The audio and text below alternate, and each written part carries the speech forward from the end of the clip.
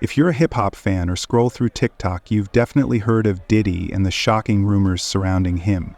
From a rap mogul and the founder of Bad Boy Records to being dragged into a lawsuit with extremely serious allegations, this is truly the plot twist of the decade. Today I'm going to break down the entire controversy, from how it started to the shocking allegations that made headlines, and the many unanswered questions that still linger. I'll rely only on credible sources like CNN, the New York Times, CBS News, and Reuters to ensure accuracy without speculation or misinformation.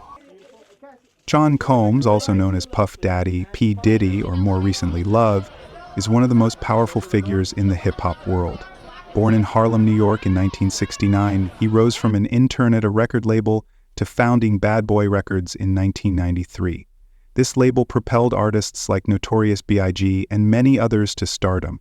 Diddy didn't just make music, he built an entire business empire. Fashion with Sean John, fragrances, liquor, and even a media company. Forbes once estimated his net worth at over $1 billion. You know, look, I have New York tattooed on both my arms.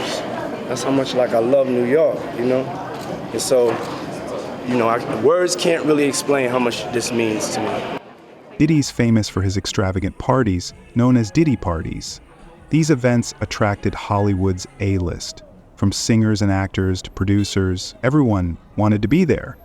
However, these same parties later came under scrutiny in connection with the allegations, and the term freak-offs started to surface, making things far more complicated.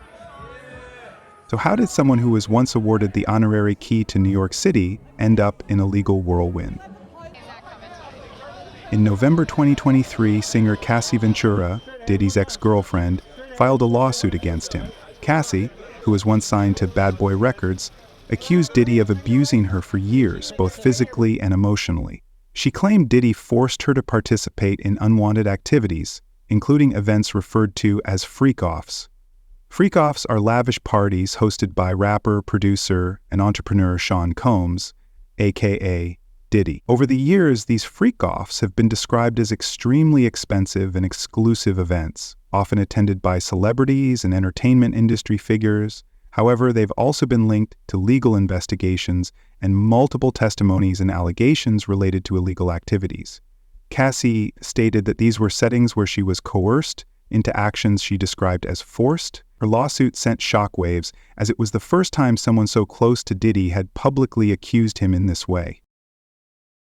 Notably, Cassie didn't take her story to the press right away.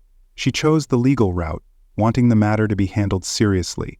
But things truly exploded in May 2024, when CNN released surveillance footage from the Intercontinental Hotel in Los Angeles, recorded in 2016. In the video, Diddy is seen hitting, kicking, and dragging Cassie in a hotel hallway.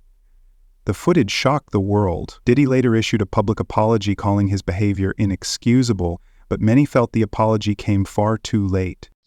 What I thought was interesting in this bail decision was that we had people outside of the two parties weigh in, right? So the victims here weighed in on bail, which is really unusual. I mean, the victims have a right to they participate in the proceedings, and they certainly will be heard from at sentencing again, and the judge has just heard from them during the course of the trial. But to have the victims come out and take a position on bail is a bit unusual.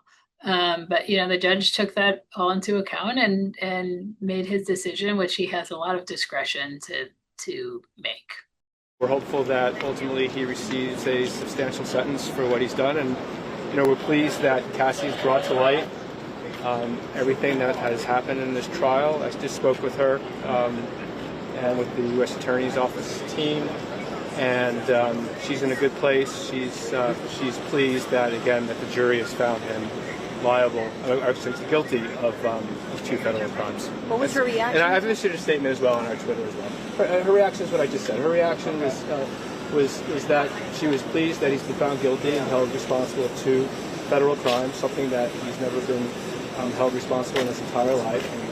she's happy that in November of 2023 she came forward and shined a light on this and brought other people forward who have various civil claims, and so we'll see what happens with the sentencing. Cassie's lawsuit opened the floodgates for a series of other civil lawsuits. By late 2024, Diddy faced dozens of lawsuits, ranging from allegations of abuse to more severe claims, such as sexual assault.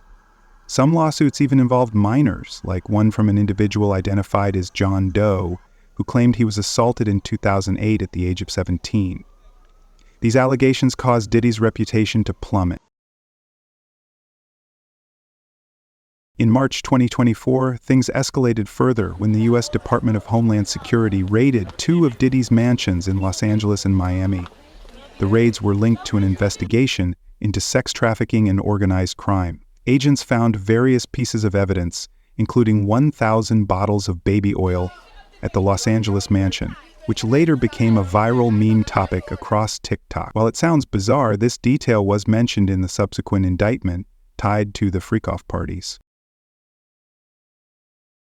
In September 2024, Diddy was arrested at a Manhattan hotel.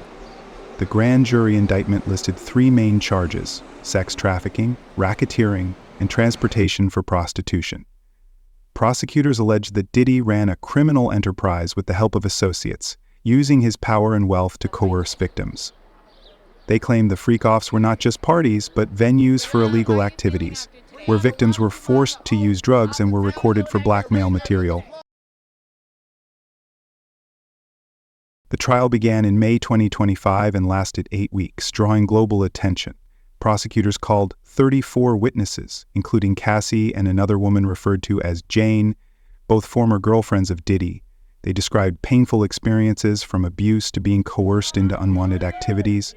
However, Diddy's legal team, led by Mark Agnifilo, argued that the allegations lacked sufficient evidence to convict him of sex trafficking or racketeering. They claimed Diddy's relationships were consensual and that the parties were simply part of a lavish lifestyle, not criminal acts. He actually battled for his freedom, for his innocence. He did it. And a lot of times, people are too afraid to do it. And he did it, and we're so happy that he did. We're proud of him. We are completely honored that he put his faith and his trust in us to fight for him. They acquitted him of the sex trafficking, which he was absolutely innocent of. They acquitted him of the racketeering conspiracy that he was absolutely innocent of, and all of the components to it. The kidnapping, he was innocent of that. The arson, he was innocent of that. The obstructing justice, he was innocent of that. And that is no longer just me saying that. That is the verdict of our jury. On July 2, 2025, the jury delivered its verdict. Diddy was not convicted of sex trafficking or racketeering, but was found guilty of 2 counts of transportation for prostitution related to Cassie and Jane. While he avoided a life sentence and was denied bail, as the judge deemed him to have a propensity for violence and a history of law violations, particularly the 2016 assault on Cassie and another abuse incident in June 2024. The sentencing is scheduled for October 3, 2025. The reaction is that we're pleased that he's finally been held responsible for 2 federal crimes, something that he's never faced in his life. He still faces substantial jail time. Of course, we would have liked to have seen a conviction on the sex crimes in RICO, but we understand beyond a reasonable doubt is a high standard, and we're just pleased that he still faces substantial jail time. His saga has changed Diddy forever. He's had to return New York City's honorary key, lost multiple business deals, and seen his reputation severely damaged. Even though he was acquitted of the major charges, the term freak-offs is now an indelible part of his image. Some believe Diddy will try to rebuild his career, perhaps with an album or a memoir about a redemption journey. But will the public be ready to forgive? I think it was overall a fair verdict. I think he could have easily been convicted of the 4th charge as well, but he definitely should do some time, in my opinion, just given the severity of everything, the victims, including Cassie, which was the main victim, amongst several others. So I definitely think it was a fair verdict. I think the jury definitely had a lot to deliberate on, so they had a very short amount of time, so they probably could have convicted him if it was. I'm a little bit shocked. I get a little bit of goosebumps on my arm because I thought he was guilty. But of course, I'm not a juror. I didn't follow the whole case, but I'm a little bit shocked. Yeah. Why? Because my gut feeling was that he was really guilty, and that I thought that he really going to be punished on all numbers and counts, and so I'm a little bit shocked that he's cleared on most of the parts. Well, I'm kind of happy for him. I always felt like they had, a lot of bogus charges against him. Maybe some were substantiated, others weren't, and I feel like he got rightfully his just due today.